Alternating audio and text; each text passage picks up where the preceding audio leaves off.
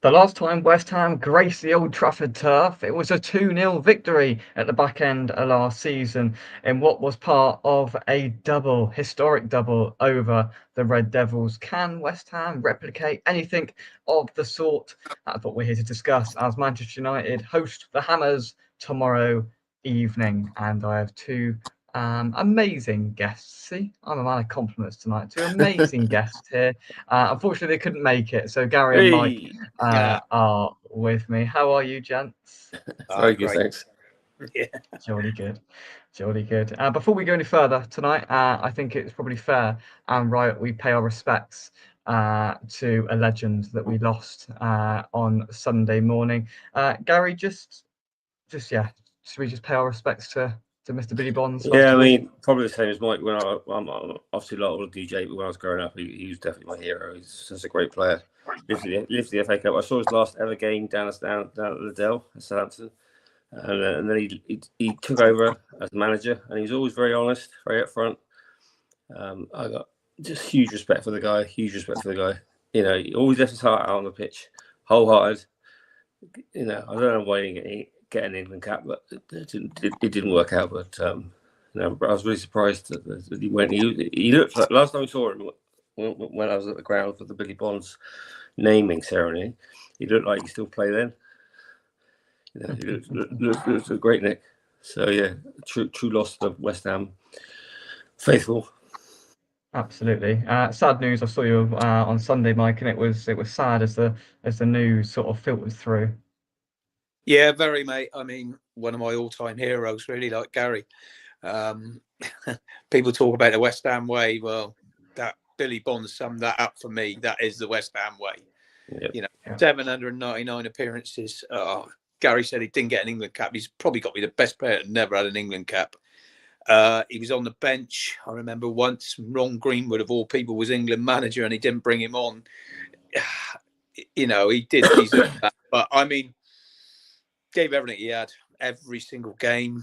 Like Gary said, he still looked fit as a flea, you know. Yeah. When I saw him, I was at the Billy Bonds stand opening game as well.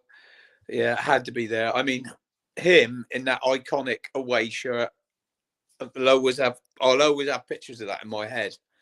Him and Bobby Moore, which were him, Bobby Moore, Trevor Brooking, probably three of my greatest all-time Hammers. But I think Mike's right. He would get in any all-time West Ham 11 absolutely. Any question doubt.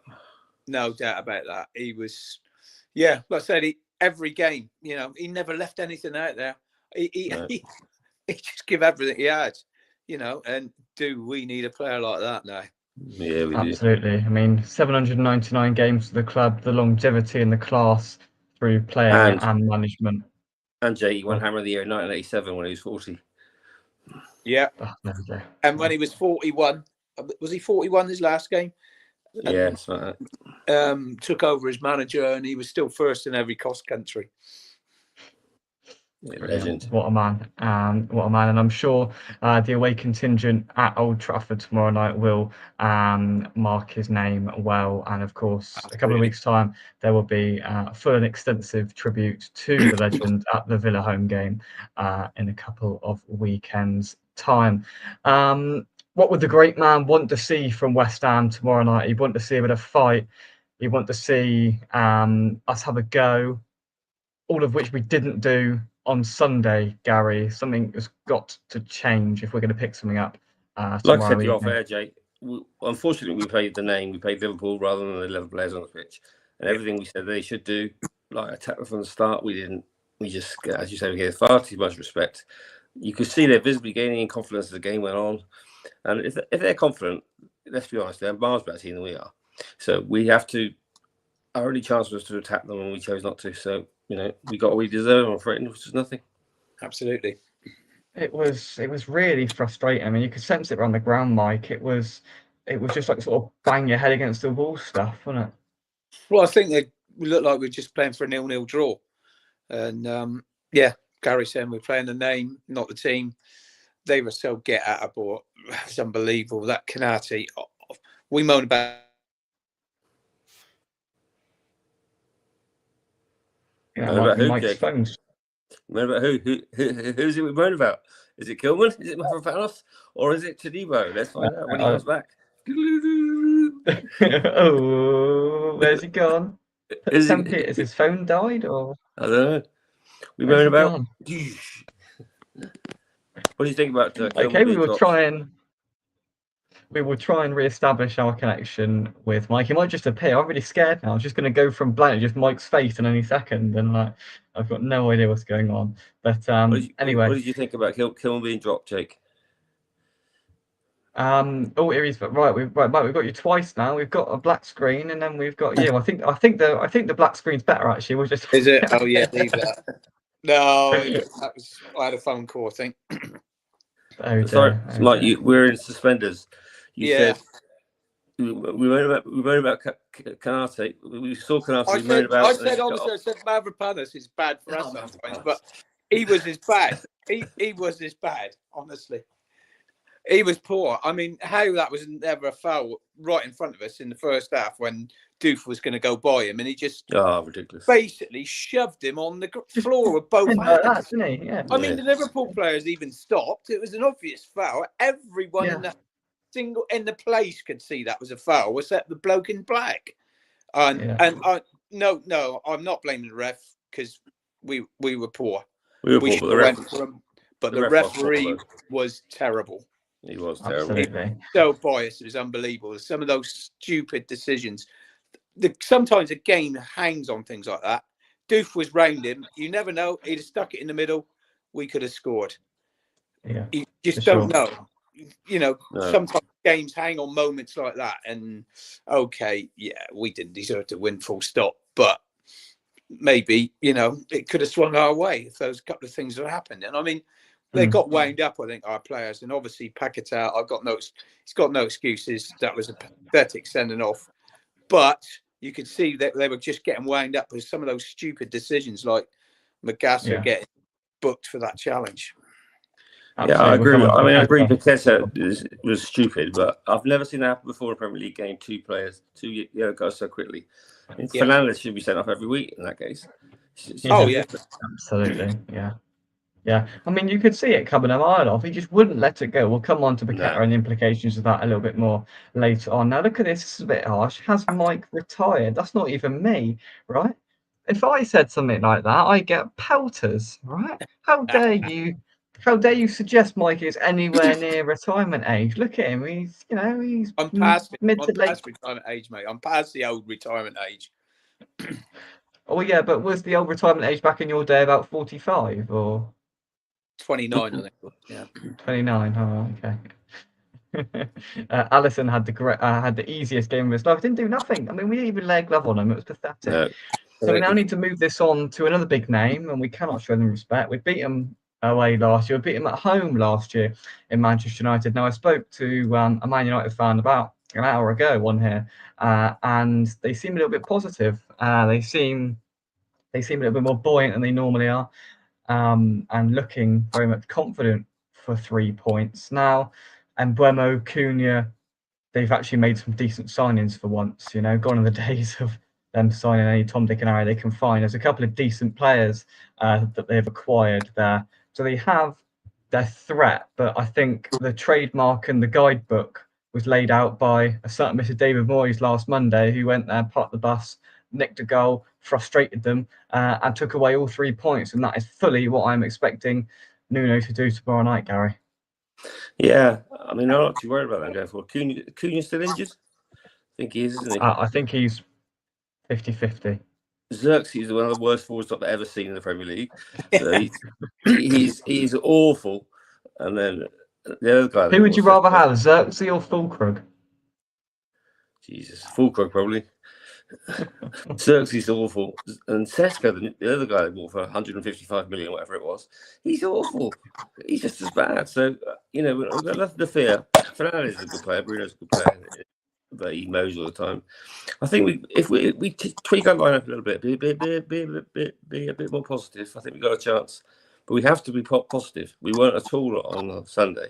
We have to be positive tomorrow. Otherwise, if we sit back and let them come at us, they'll beat us. Simple as that. Mike, I'm fearful that if one goes early, then it could capitulate quite quickly. We've got to keep it tight on that first goal, as ever, is so crucial. Away there, 3 games in 7 days. Our squad is very thin. I mean, there's going to be changes in either this game or Sunday's game. It's just dependent on which game he picks to slightly rotate. Because, I mean, there isn't. I mean, you can't expect Callum Wilson to play 3 games in 7 days, can you? No way. He's left a lot of those young lads out, and tonight he's left out Earthy. I mean, under 21s have left out Earthy, Callum Marshall, Kante. He's left a few of them out, so they're obviously going to get a chance, you know. For sure, for sure. Let's deal with an uncomfortable conversation. Jarrod Bowen. It's not been great for a good few weeks now. As I just said, 3 games in 7 days. Would this be for one of these 2 games, either tomorrow or Sunday? Can you see Nuno going, I'm going to rest/drop Bowen for one of them, because he looks just short of it, Gary, and I just think a game off just to give him that little bit extra time might get his zip back, because he's been pretty poor. He has been poor, but I'm not going to call him out because he's saved us so many times in the past. But I know what he's saying, so I don't think Nuno would be brave enough to drop him, because I think it would. I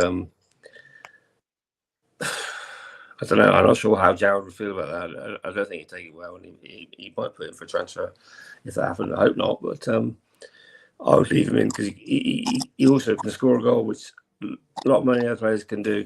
So I keep him in his side. Maybe, I don't know. He needs to kick up the bum for sure. He's not playing well. He's not, and he's the captain, Mike. That had some sort of complications, and I wonder, just thinking, obviously Paqueta is out of this game. He's probably thinking we don't want Paqueta and Bowen to miss the same game, so he might rest him on Sunday, or he might just crack on and hope that he's that caliber of player that he will bounce back into form. What do you reckon, Mike?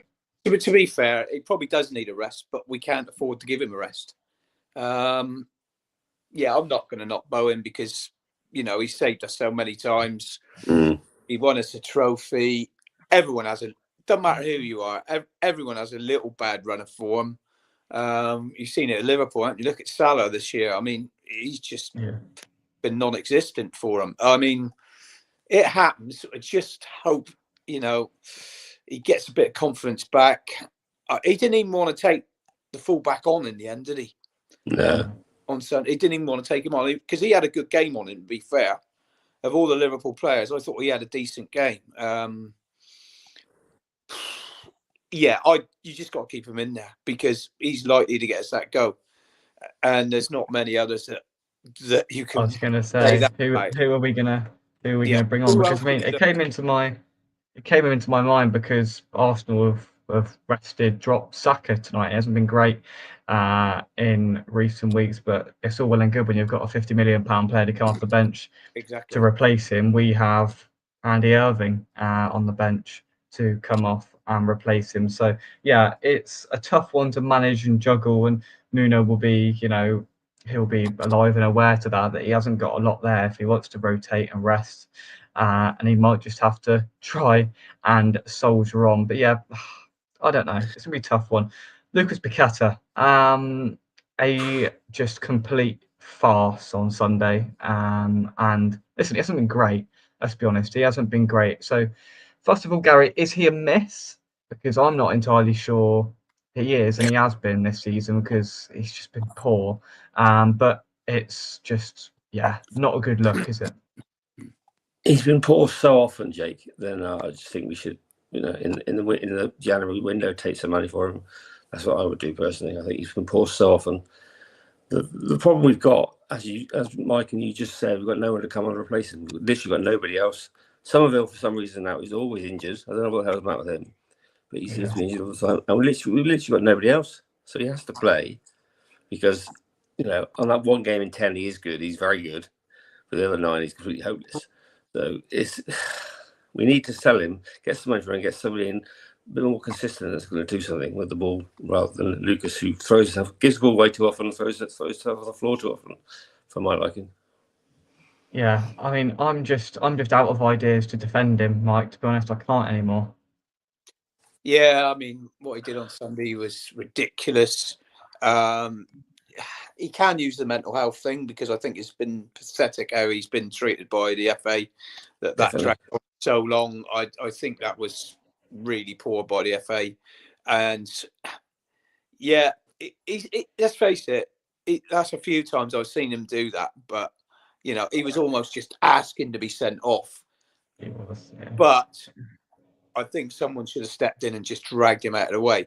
Now, I'm talking about, we need a player like Billy Bonds. If he'd have been there, he'd have picked him up and carried him off. If Mark Noble had been there, he No, wouldn't have. those were done, yeah, for sure. That's where you want a captain who's a leader. Declan would have done it. Declan would have taken him off. Yeah. But it's the Declan would thing have that grabbed Bowen Bowen. was there, and Bowen just watched it all unfold. The only player that was trying to get him away was his Brazilian teammate I know. Allison. Like, Yeah, exactly. He was the only one that tried anything. But Bowen's not that sort of character, is he? And I know there's two sorts of captain. Your captain can be your best player on the pitch and lead by example. But for me, a captain is that strong leader. But can I ask you a question? Yeah. If that had been Van Dijk going off a referee, would he send Van Dijk off? Probably not. Probably. There you go. Yeah. I mean, it Well, was. you watch Newcastle every week, and like, that Gomes or who's the other Brazilian? God, they sent off every game. The fouls consistently. And Fernandes at Man United, he's awful. Well, Fernandes. Yeah. I mean, you look at those sort of players. You got that Szoboszlai, right? He's quite clever. He shoves and pushes every challenge, and then he dives when he got tackled. That's what he is. He's that sort of player. But he's not as blatant. He's not as blatant and as someone like that Joe Linton, who could basically nearly go every game. But absolutely, yeah. I mean, I think it was especially that. I mean, it was the third or fourth time he went back to the referee, which then indicated the red card. And I'm like, what are you doing? Just leave it. Like, it doesn't matter. Just seriously leave it. You've already got a yellow card, right? So just leave it. But no, it was very poor, and it only really leaves us on the back foot in terms of who's going to play in there, not in terms of the quality of the players going to go in there, and actually who is going to go in there, because we're scraping the barrel now, and we're all about trying to rest people, but we're like, who the hell is going to come in, because there's Thomas, isn't it? There's nothing there. Souček's got to come in now. Souček will have to play, won't he? Souček will come in, yeah. But then, I mean, it's just all the other players are going to be forced into playing all three of these games in the next week. I would like to see Kante giving a go. Yeah, so I can't see it. Why not give it a go? No, I can't see it. At Old Trafford, it'd be difficult, wouldn't it? But to be honest, it's time to try one of them young lads. Give them a go. Exactly, because Potts has been such a failure, hasn't he? Like, it's such an awful idea bringing in a youngster to try and change things. So why not? I think that was Potts' worst game on Sunday, to be fair, against Liverpool. His worst game so far. So let's hope he gets back to his previous form at Man United. Yeah, sure. He wasn't at his best, but he wasn't terrible. I thought Fernandes was the plus. Yeah, he's great. He was our best player by a long way. I agree. And he's got the legs in the middle of the park. That's where we looked like we were struggling. And when you got Magassa, Potts, and you've got some legs in there, haven't you? Yeah, and Fernandes as well. They are those three are not going to get overrun in midfield. That is for sure. No. Fernandes is a year younger than Potts as well, so it's amazing concerning that. Yeah. For sure. I mean, tomorrow could be a very pivotal sporting day. By 6 a.m, England could be 100 for 5, and then roll on 16 hours, and West Ham could be 2-0 victors. Yeah, right. Away at Old Trafford. Right, let's go on to some predictions then. Gary first. 2-1 to West Ham. Now, here's poker face. It's poker face. I had something in mind, but I think he's gonna go with what he's gone with before, and I'm gonna go Man United 2, West Ham 2. But I initially thought 1-1. But he pinched my Desmond. But you were right. You were right, mate. 1-1. 1-1, yeah. Yeah. 1-1, 2-2. I knew it was one of them. Yeah, I mean we'd all take a point now, wouldn't we? Oh, most definitely, mate. Honestly, yeah, snatch a point. Yeah. And let's play the team, not the name, for God's sake, because United are not a good side anymore. Mm, You know, we got to play the 11 in front of us. Like we played right into the hands of Liverpool on Sunday, and I said it to who I stood next to after 20 minutes. I said, this is just playing right into Liverpool's hands. We're not applying any pressure. Let's have a little bit of a go and see what they're made of. Exactly. It's so disappointing to see that, because we all said the only chance we got is to attack them, and we didn't at all. It's almost like he asked the three in the middle just to sit in deep. Yeah. He said to them, just sit in there, and they didn't go anywhere. Absolutely. Those three just stayed in there. Yeah. Exactly. A couple of 1-1 predictions in the chat seems a popular one this evening, and I think it's an obvious, just try and optimistically think in that sense and hope we can nick a point and scuttle off back down Brighton on Sunday. Of course, we'll have to tackle that in a couple of evenings' time because another tough game. They were doing quite well. I'm not sure what the score is now, but they were beating. Is it 2-2? Okay, but they were beating at one point Aston Villa, but it's 2-2 now. So a tough week for West Ham, and then Villa, City. It doesn't get much easier. And then we play Brighton again. Really? Do we? Yeah, we played Brighton again at home on the 27th, is it? 30th. Fulham on the 27th. Fulham on the 30th. 20th. Brighton 30th. So we play Brighton twice in 25 days in the league. Yeah. Bizarre. Really bizarre. Hey ho. I just noticed that on the fixture list I have stuck on the wall. I was like, that's bizarre. But yeah, a tough month. It's going to really test us. Is it 5 or 6 games in the month? Yeah. It's really going to test our resolve and Nuno as well. So it all begins tomorrow night. Hopefully, a positive one for West Ham. But gentlemen, thank you very much indeed. Pleasure. No, thank you. Pleasure. Working you hard this week. Of course, we'll have to be back with a Brighton preview. Before you know it, you lucky people are going to spend yet more time with me. Aren't you lucky? And the best thing about tonight's podcast, not one joke. Oh, they were brilliant. I'm surprised. Why did you say that? I'm surprised there's been no comments requesting the jokes. Wonder why. I mean, well, I mean, maybe that sort of demographic have obviously, not decided to join in tonight. They've been trying to find out where my stand-up comedy show is, but Brighton 2, Villa 3. Is it? I did wonder the other day why the baseball was getting closer and closer. Then it hit me. That was quick and rushed, I'll be honest. But I did want to earlier. No, this is actually a real story. Earlier, I went down into uni. I went in the library, and I said to my mate, "Why are the libraries so tall? Because they have so many stories, and like stories." Oh, they get better and better. Sorry, Mike. I apologise, Mike, for bringing it up.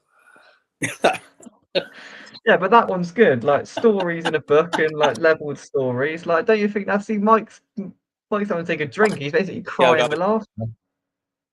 Crying with laughter. Hey ho. Right. There's your jokes, and I can see you two are eager to disappear. So I won't put you under any more jokes for this evening. But Friday or Saturday night, whenever we do Brighton preview, another story. I'll have jokes ready now you've alerted me of that. So I look forward to seeing you both then. Thank you very much indeed for everybody getting involved. We'll have a little bit of post-match reaction after the game tomorrow evening, and then straight into Brighton build-up from us. Come on, you Irons, and we will see you soon right here on West Ham Official. Thank you very much, and bye-bye. Cheers, boys. Thank you.